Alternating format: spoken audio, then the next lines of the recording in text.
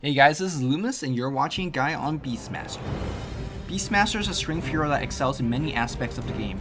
He's a great laner, a fantastic ganker, and an absolute terror in teamfight due to his primal roar and multiple activation of impactful items. Jack of all trades and master of many, Beastmaster has the versatility to fit into many teams and play various different roles. Learning Beastmaster requires a keen sense of selecting the best item out of several options in any given situation, as well as having the basic mechanical skill for microing his summons. Once mastered, this hero is an untamed beast on the battlefield. WoW Access is Beastmaster's bread and butter nuke. The important feature about WoW Access is that it deals composite damage, or that means it deals both magical and physical damage. As a result, it can hit magical immune units, but by the same token, both armor and magical resistance will reduce the damage. A unique feature of WoW Access is its projectile path, which can be hard to aim against moving or fogged enemies. Thankfully, it can also destroy trees in its path, which helps tremendously in creating gank paths as well as defogging chases. Lastly, the 1300 cast range of WoW Access gives the spells insane versatility in harassing enemies, pulling creeps off of towers to defend the towers, or stacking neutral camps from afar.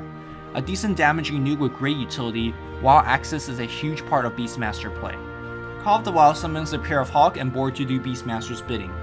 The Hawk is mostly used for scouting, while the Boar is used for dishing out damage and slowing against a single target. The Greater Hawk gotten at level 3 provides a huge amount of flying vision, and if the Hawk is left idle for 4 seconds, it will fade into invisibility, acting more or less like a pseudo ward for its lifespan. The beauty of the Greater Hawk is its ability to be moved around, which is extremely useful for scouting Roshan, granting more information during pushes, or simply to be used as extra sight for ganking or teamfighting. The Greater Boar, gotten at level 4 of Call of Wild, provides a decent damage and a 35% slow, which rivals many slowing spells from other heroes. The Boar is a great chasing tool in most stages of the game, especially against slower support heroes. The impact that Call of the Wild grants for the team is unparalleled, as its ability to scout, pull neutrals, or even allow allies to breach or travel onto the summons turns Beastmaster into a multi-dimensional utility hero for the team. On surface, Inner Beast might look like a boring passive that increases attack speed by 40%. Keep in mind though, a Hyperstone gives the buyer plus 55% attack speed, whereas Inner Beast gives the hero, any summons or dominate creeps, as well as the allied creep wave an almost comparable amount is insane. Creeps benefiting from Inner Beast must be stressed because how imbalanced it is during the laning stage. Since hero aggro creeps fairly frequently during the early portions of the game, even a single level of Inner Beast will allow allied creep waves to deal significantly more amount of damage as heroes harass each other. Obviously, Inner Beast also provides great bonuses for the entire team in the mid to late game stages when heroes start to deal more and more physical damage. Inner Beast is an innocuous spell, but its impact in various stages of the game is immense. Primal Roar is one of the best single target initiation spell in the entire game. At max level, it deals 300 damage and stuns for a whopping 4 seconds, which will allow the entire team to focus fire and kill even the toughest hero. Primal Roar's ability to pierce through magical immunity secures its place as a late game force against many enemy carries with Black King Bar, and its relatively low cooldown means Beastmaster could gank frequently with it during the early stages of the game. An often underappreciated part of Primal Roar is its push aside ability. Anything that isn't targeted by the roar will be shoved aside, applying at 50% slow in both movement speed and attack speed. The visual of the Primal Roar really helps allies to focus fire on target, and the push aside portion of the roar either reduces the damage dished out by the enemy or slows down the retreat. WoW Access will be maxed first, as it's Beastmaster's primary nuke. The damage it does is respectable, and starting with level 2 Access, Beastmaster could start last hitting creeps and harassing enemies at the same time. A single point of Inner Beast is taken at level 2 if Beastmaster is playing solo mid, as the aura helps ally creep waves to out-harass and out-push the enemy solos. Call of the Wild will be taken at level 4 and maxed at level 10, as the spell is extremely useful for scouting, stacking ancients, and ganking. When Beastmaster is played on the long lane, or if the solo mid Beastmaster want to focus more on early ganking, get Call of the Wild at level 2 and 3. The earlier access of the Hawk keeps Beastmaster safe from roaming supports, and having the Boar at level 3 will allow Beastmaster to start stacking Ancients from both mid or the long lane. Call of the Wild is maxed at level 10 after a point of Inner Beast at level 9, because the final upgrade of the Call of the Wild grants Greater Boar, which is only a menace when coupled with Beastmaster's aura. Despite being a melee hero, Beastmaster has powerful laning capabilities in both the mid and long lane. Its 4.5 base armor, average 58 base damage, and 310 base movement speed allows him to trade harass and come out ahead, and his clean animation makes last hitting and denying a cinch. Especially for mid lane Beastmaster, Inner Beast boosts his nice base stats and give him the edge over many other solo mids. Not only useful for direct engagements, Inner Beast could help the creep wave push quickly, which will either allow Beastmaster to grab runes as the enemy solo is defending their towers, or lay a ton of damage on the mid tower if the enemy solo decides to challenge for the rune.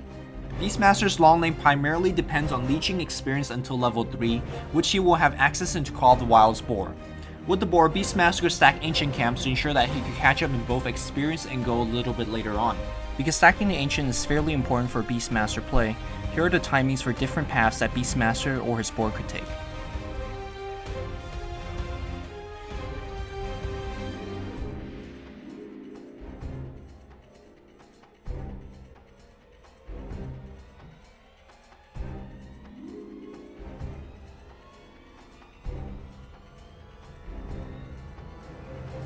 Even at level 1, WoW access is useful in the long lane to snipe off 1 or 2 creeps for the extra gold and experience.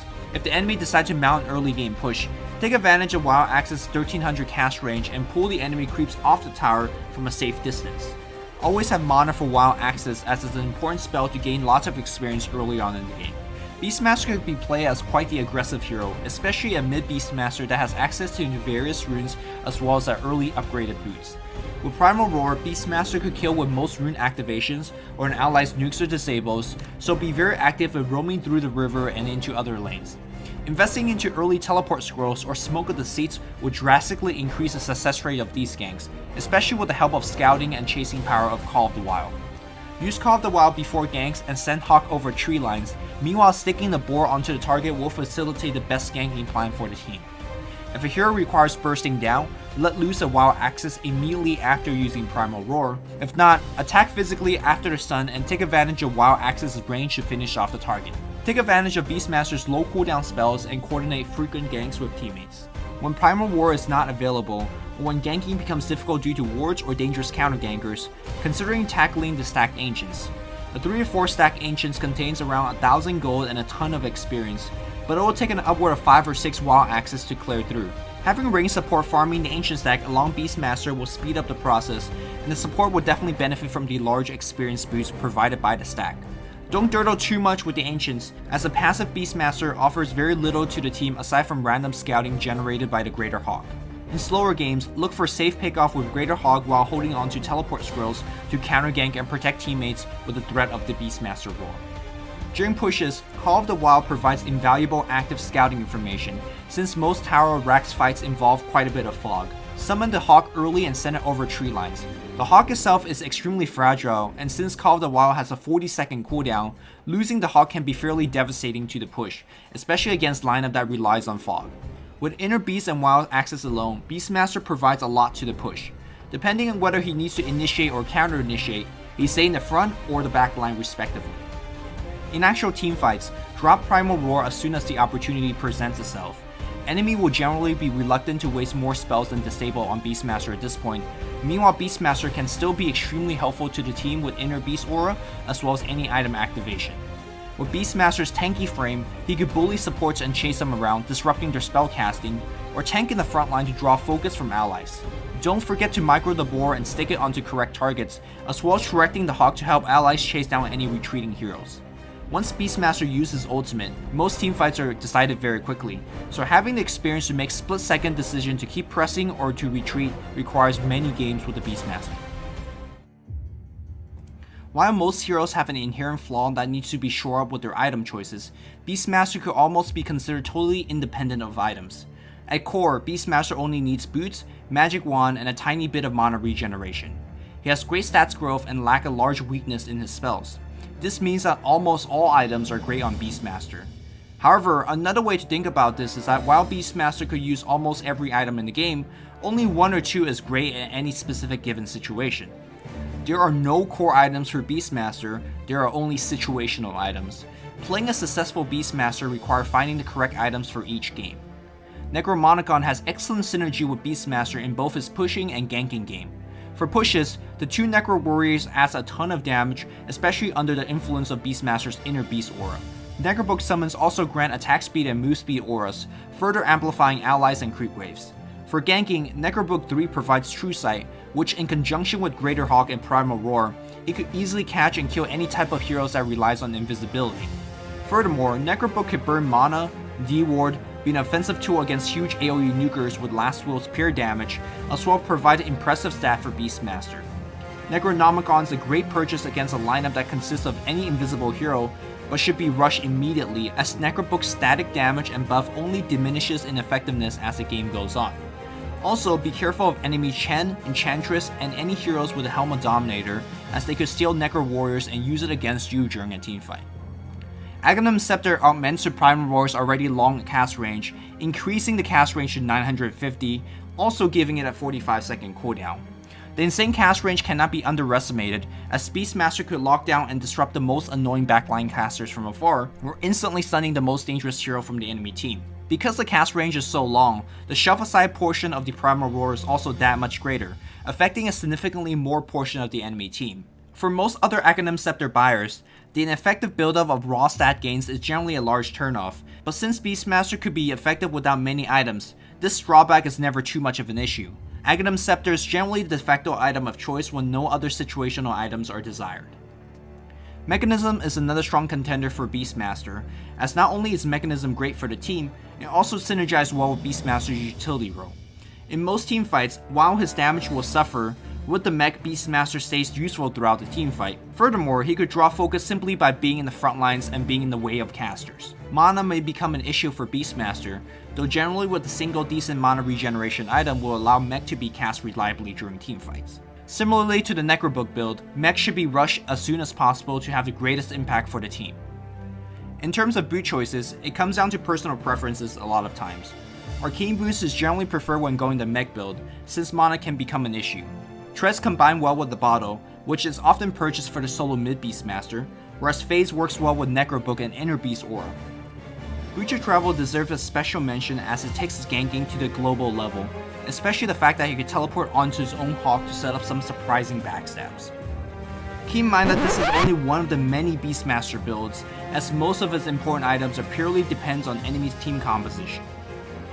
Aside from these commonly purchased items, he's also a great pipe holder and the magic resistance work well with his natural high health and armor. To go alongside with the Aura Dean with Inner Beast, both Vlads and Drums are cheap yet effective ways to play more towards a mid-game pushing style. Armor item wise, both Shiva's Guard and Assault Cuirass make fine late game options, although Beastmaster might have trouble farming for them deep into the game. Since Beastmaster is generally expected to be tanky in the front lines in the late game, he might pick up several more death as a result. Items with more expensive components such as Assault Cuirass or Scythe of Ice might be difficult to save up for in the late game. Finally, some items have great natural synergy with Beastmaster. Gem of True Sight can be extremely brutal if it's purchased early enough. Simply with Boots, Bottle, and Gem, a solo mid Beastmaster could shut down Vision easily with his Hawk and set up consistent ganks. Similar with Necrobook, consider an early gem purchased against invisible heroes. Heaven's Halberd also give great health and evasion for its cost, and its disarm abilities combine quite nicely with Primal Roar. With Primal Roar and Disarm, Beastmaster could shut down carries during and after BKB activations, making him an extremely high impact hero during the later stages of the game. Finally, if Beastmaster ever needs more initiation range, Blink Dagger allows him to close the distance quick, and being around 2000 gold cheaper than Aghanim Scepter, he could purchase Blink Dagger a lot earlier into the game. Though Beastmaster isn't game-breakingly powerful at any stage of the game, his impact in ganks, pushes, and teamfights are almost unmatched. His strength in laning and versatility in items means he's fit for almost every single lineup and situation. The difficulty in learning Beastmaster comes from dealing micro-intensive Call of the Wild and Necromonicons, as well as making correct item choices and decisions throughout the entire game. He's a beast to master, but Beastmaster is one of the most rewarding heroes to learn in the game. Good luck and have fun shouting at people. As always, I hope you guys found this guy helpful and educational. My next guy is going to be on the ever-elusive hero Bounty Hunter. Here's a link to my axe guy if you haven't seen it yet, and of course here's a link to all of my guys if you want to check out the entire playlist. As always, if you guys want to see more of these guys, liking the video and subscribing to me is the best way to support me. Hope you guys enjoyed it, and until next time, this is Luminous, signing out to you guys.